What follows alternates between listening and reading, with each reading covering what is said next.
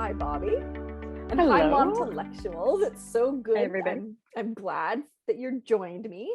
You have a very interesting personal definition of success that we're going to get into, which I'm excited about. And we will start with a celebration, but I want to give you a minute to introduce yourself and maybe the cat I can see behind you. Okay, well, this is Maddie. We'll get to her.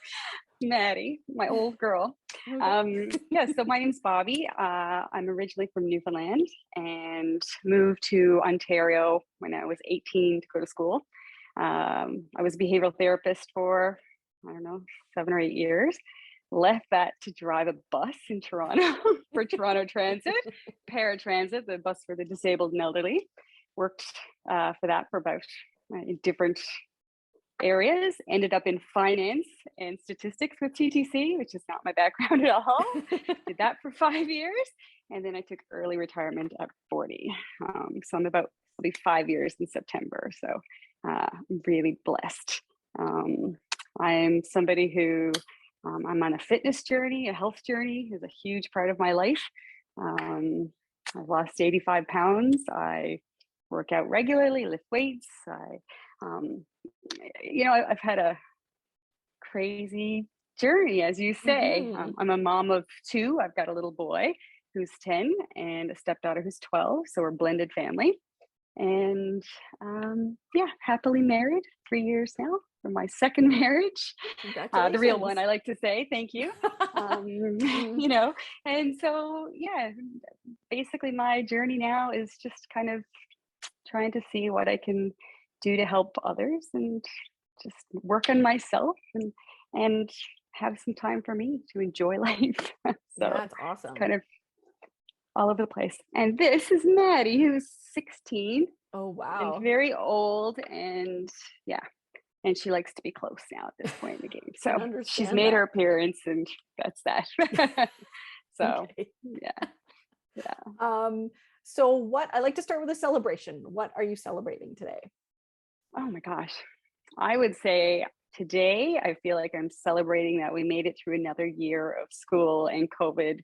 And my family is healthy and happy. To me, that's like important. We're in the home stretch now. We're almost at summer vacation, and I'm just grateful. So cool. Yes. What are you celebrating? A lot of us can relate to that. When this airs, it's going to be over, but in 2 days I have my book launch celebration. So I'm so excited about that. Yes. And it's hard to believe after years and years and years of work that it's finally out there. So yes, we'll see if people buy it, but I'm counting it as a victory just that I've gotten it published and absolutely I put it out in the world. So that's huge, exciting. I learned a lot. Yes, I can only imagine. Yes. And I love learning, so that it brought me joy, and that's good. Yeah. So yes. And the focus of the book, which is why I'm super interested in this topic right now, is that to really feel successful, a lot of us have found we have to create our own personal definition of success. Yes, absolutely.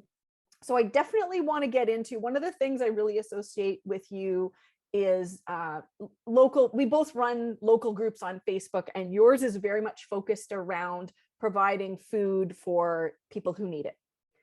Correct. Yes. And I do want to get into that, but if that's not, I find it really interesting, the people who find success in helping other people.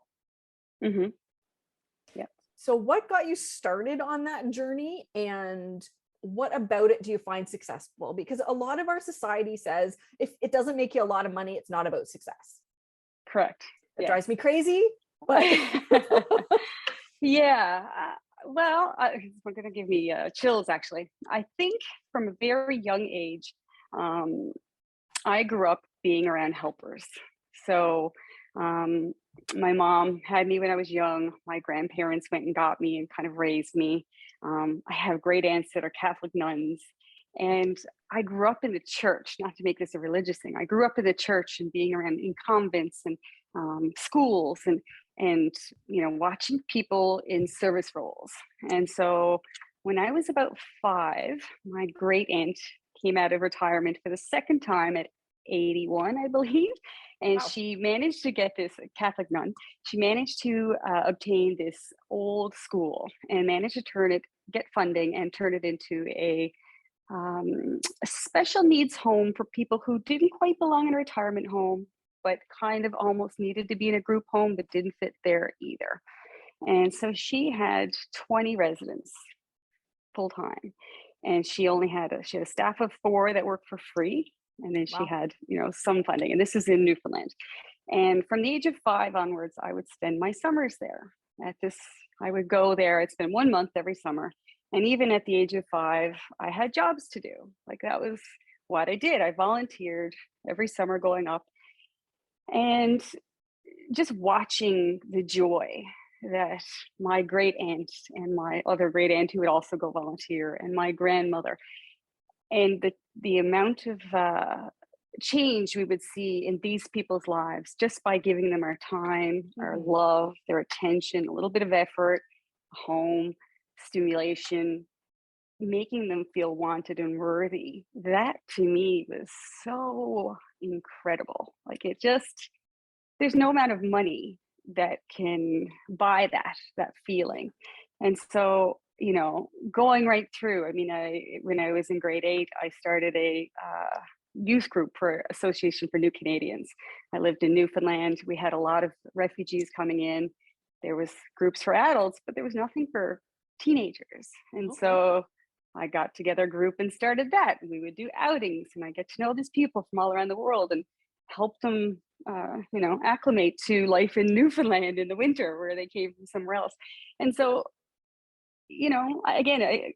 people my age, I did a lot of the fun stuff, with everybody else. And I'm sure as a teenager, I was self-absorbed, because teenagers are, but I just found that I just get such joy in giving back and, helping other people. So for me, it could just something little, right? It could be the neighbor across the street who just had hand surgery yesterday, and I just want to go do something to let her know I'm thinking about her. But it's like, kind of all comes back to, it doesn't have to be something big for your success or joy, but little random acts of kindness that just quietly, nobody needs to know that you've done it, but it can just fill your heart and just makes your day so much better. Because if you reverse it, you don't know what somebody's going through in a day, and you could have an awful day, and someone that you don't know goes out of their way to just do something little. Like, it's enlightening, for me anyway. And so that's kind of how it started from there. And then I watched, a lot of my family members in whether their careers or volunteering on the side, and they're all in these helping roles. And so I think it's just kind of natural. That's what I saw. Because, like, even my little boy, he's 10, and he doesn't want to get presents. He's uncomfortable with it, but he wants to give, just wants to give. And so to me, that's why I do it. That's how it started, I think. Well, you motivated me to do a purge of our stuff because one of the things I love about what your son does is, instead of birthday presents, he does a food drive. Right? He does. And I love it. That's awesome. Bigger every year. So I'm going to have to move next year, because I ran out of space this year. We had 1,500 pounds of food this year.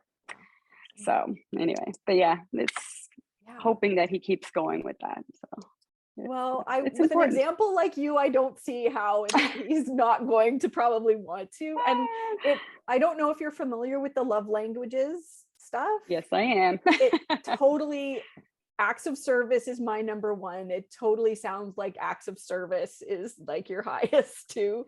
Acts of service and giving gifts. It doesn't have to be a big gift, but the thoughtful, I'm kind of up there with the both of them, which kind of ties in. But those are very much mine. Yeah, gifts is my lowest. Really? Well, actually, my 2 low ones are gifts and words of affirmation. I'm a put up or shut up kind of person. Right.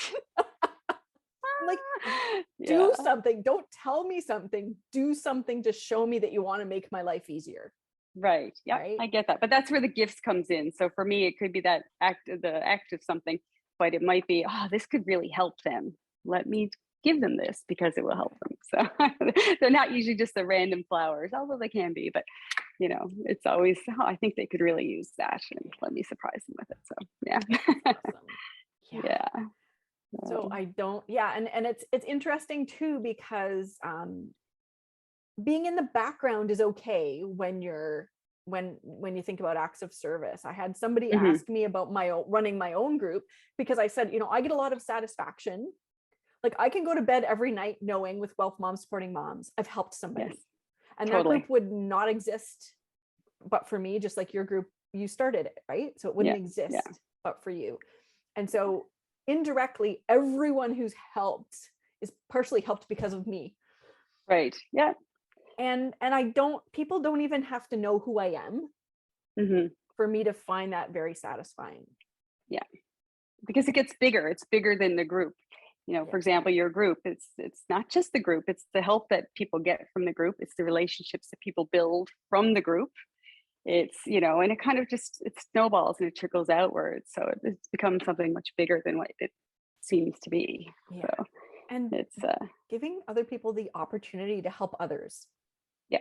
Is also super powerful. I mean, a lot of, like, it's hard not to focus on the people who need help as being benefited, but it's so powerful to know that you had the power to help someone else and that you bothered to do that. Yeah. I think for everybody, if you have the time and the ability, just try to do whatever you can for anybody else. Not everybody has the time, right? Or the skills, or the, organization. Not everybody has that. So, but if you do get to a point in life, because I certainly had points in my life, I had no time for that. I couldn't take care of myself, let alone helping anybody else. Yeah. But now I do. So, I have to do as much as I can while I can, because who knows, at any given time, you could find yourself back where you can't help, and you might need the one that needs the help again. So, I look at it that way for sure. Yes. So you brought up a lot of things that I didn't actually know about you, about your career changes. And we've known each other for a while. So honestly, I'm sorry, you may have told me. I didn't have that in mind. But what kind of motivated you to make all those changes? I've done a similar thing, but I'm just, it's very eclectic. So it's interesting. So for example, my change going from behavioral therapy to Toronto Transit and driving a bus totally fell into it. It certainly wasn't my goals or aspirations to drive a bus. But I worked with kids with autism, developmental disabilities for a while, school-based group homes programming. Then I went for residential care for adults with acquired brain injury. I did that for 5 years and absolutely loved it. Okay. But I truly loved it. But it's one of those jobs that even when you're off work, you're not off work.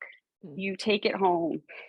And for somebody like me, I really do carry it. I'm invested in them. They're not just my clients. They're, you get to know them on a personal level. You're responsible for their finances and their family interaction and their medical care and their well-being and their programs and all these things. And so they mean so much. And so if they're having a hard day and my shift is over and I leave, I struggled with that. I'd be on call and you'd be wondering, how are they doing? Is everything okay? And after 5 years of that, in that situation, you get a bit tired. And then, it's not a lot of money in healthcare. It's a very rewarding job, but it's not a lot of money. There's no pension in that job I was in. And you get to that point where everybody, your parents, older, talk about pensions and retiring and how when you get older, there's not going to be that. And so that kind of put something in my head. And I would take Wheel-Trans, which is the paratransit service in Toronto for TTC, to drive disabled and elderly around. And I get to know some of the operators, the Wheel-Trans operators, and they tell me, you should come work for us because you work with disabilities. It's really good money. There's a pension, it's great benefits, all of these things. And just do it to get into the company. And then you can move around once you're in, because it's the only way into the company, pretty much.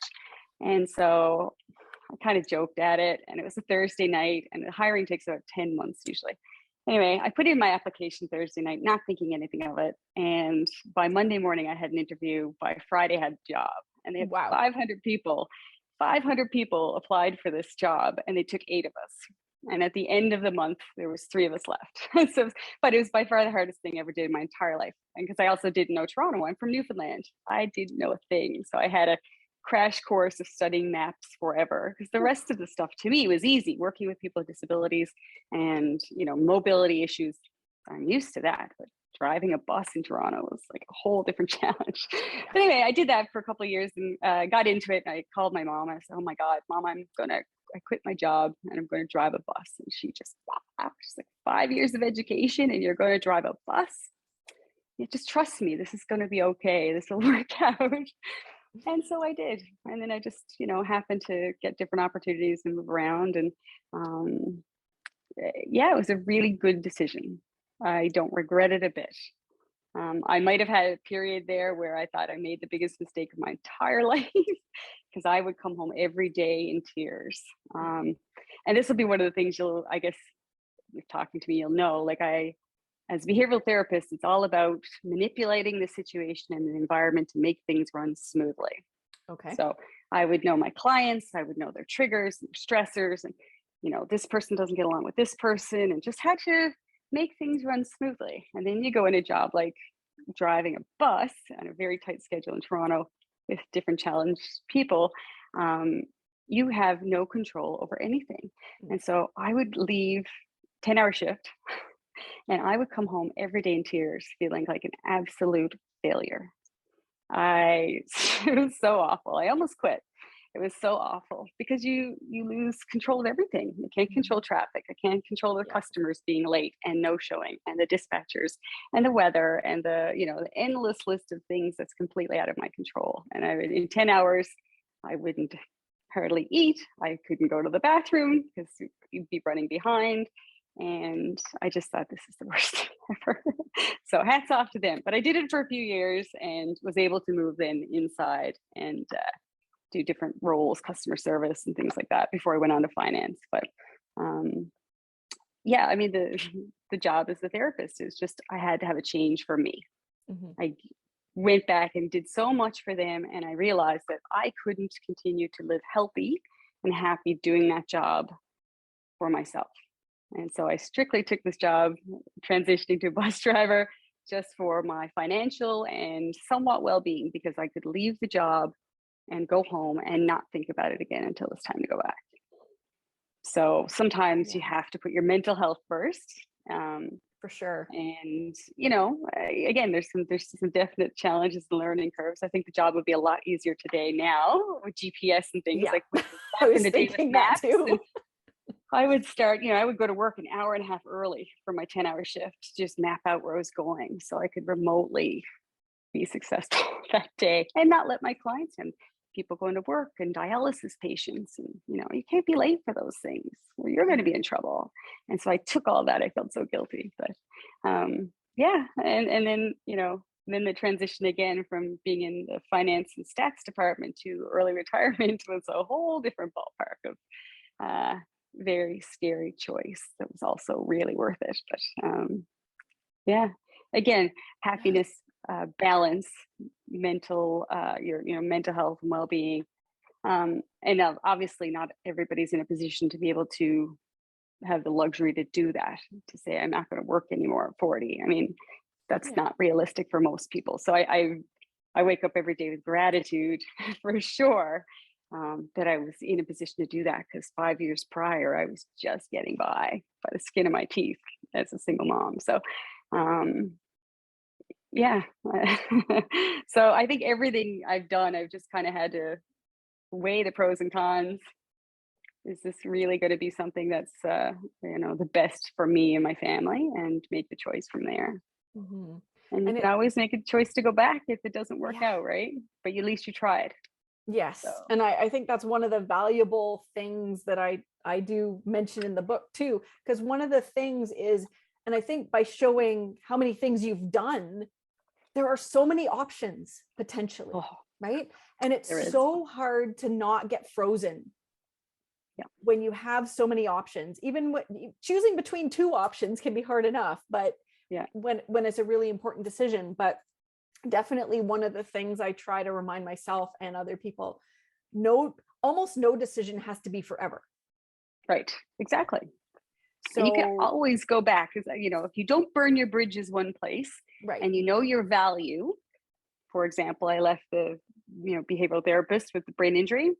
I was a good employee. I left, and if it didn't work out with the bus driver thing, I'm sure they would have taken me back. Mm-hmm. So I took my chance. It didn't work out. I'll go back. There's always other options. That's the way I look at it. So, but it still takes a lot of courage to do that. It does. It can be scary, but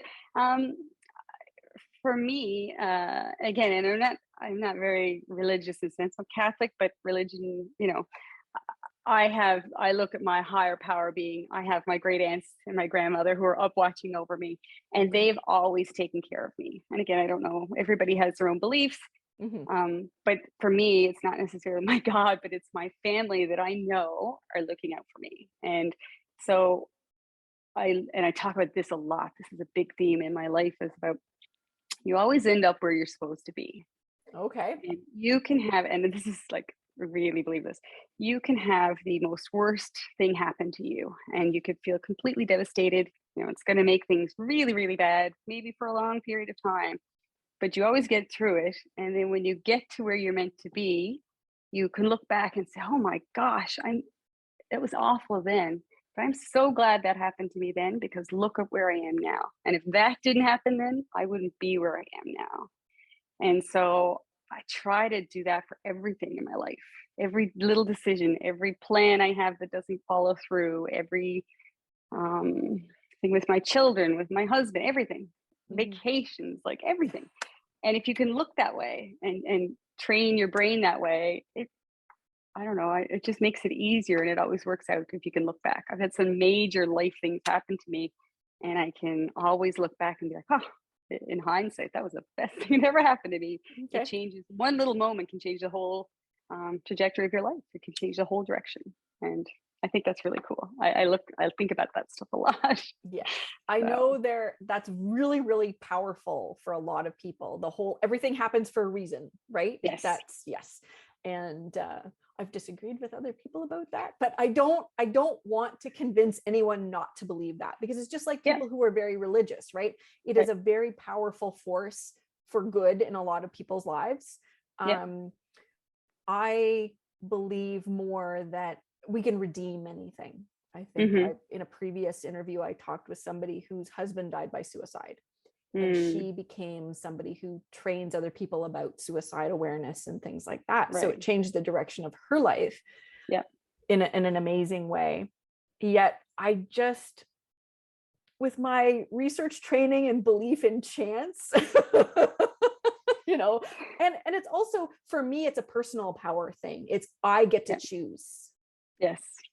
Yeah. So that's where I kind of fit, but I know there are so many people who really find so much comfort in, one way of describing a sense of guidance. Yeah. A sense that we're not all alone, just making our own choices, that there's something, whatever that thing is. Some people talk about God, some people talk about the universe. Yeah. That there's a lot of comfort in that. When I have been able to believe that, I can relate to the comfort of it. It's hard, again, in the moment when you're trying to make these decisions, or these things are happening to you that aren't necessarily what you want to happen to you, it's really hard, because that's all you're dwelling on, right? Oh God, this happened, or this didn't work out, or, but it's just kind of taking a step back. And for me, especially, I've gotten this from my husband, when things don't go the way I want, he's like, just stop for a second. We're loved, we're this, we're clothed, we have a healthy family, we have all these things, and switching whatever it is to a place of, what might not be so great, into a place of gratitude for our life, and so that kind of helps calm you down a little bit. And then it might not be till years down the road where you can look back at those things that happened and be like, oh no, they happened. I think that they were somebody was looking out for us somewhere along the line. Anyway, I I have so many stories lately of that, but yeah, Yeah. it's Yeah, I think it's important to allow ourselves to feel bad when to feel based on the circumstance. But totally, yeah, it's so easy to get, like you're saying, it's all you think about, it's all in your head. Sometimes it's so hard to get out of that because yeah, we don't tend to just let ourselves feel. We feel and then we think, and then yeah, it's this vicious cycle. So yeah, I try to there's a balance there, right, between letting yourself feel and respond genuinely and accepting that all your feelings are yours and part of you, yeah. to then avoiding the hamster wheel. This is no, I agree, and it's again, and that type of stuff takes a lot of work, right? And I will say, so many people for some reason don't want to talk to somebody. Like, oh, there's nothing wrong with me. Again, if you get these different thoughts in your head, there's nothing wrong with me. I don't need to talk to anybody. I'm such a huge advocate for counseling and therapy to Okay. deal with your emotions. You might not have anything wrong in your life. Literally, you might feel great and you might think that there's no issues and nothing's bothering you. I don't need to do that. And you could talk to somebody and realize that deep down, you might have some issues that you need to just work through that you've kind of buried or, haven't felt. And so I'm not only about, I feel the feelings, but sometimes you might have to dig deeper to why you feel the way you do so that you can have some peace about why you feel and acceptance about why you feel the way you do. Like, I love that. To me, that helps huge overall.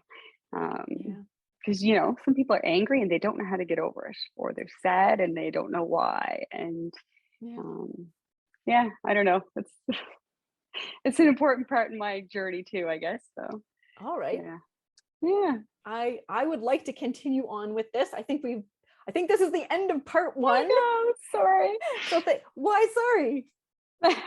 We went off track a little bit, but no. I think it's a really important topic. And maybe it's kind of a, when do you get help? Yeah. Because a lot of us, I know I ended up going to therapy because I got postpartum depression. That was kind of my clue that things were not okay. So why don't we will start there. So you and I get to continue our talk, and the mom intellectuals who are listening have to wait. Exactly. Okay, so we will be back with part 2. Thank you.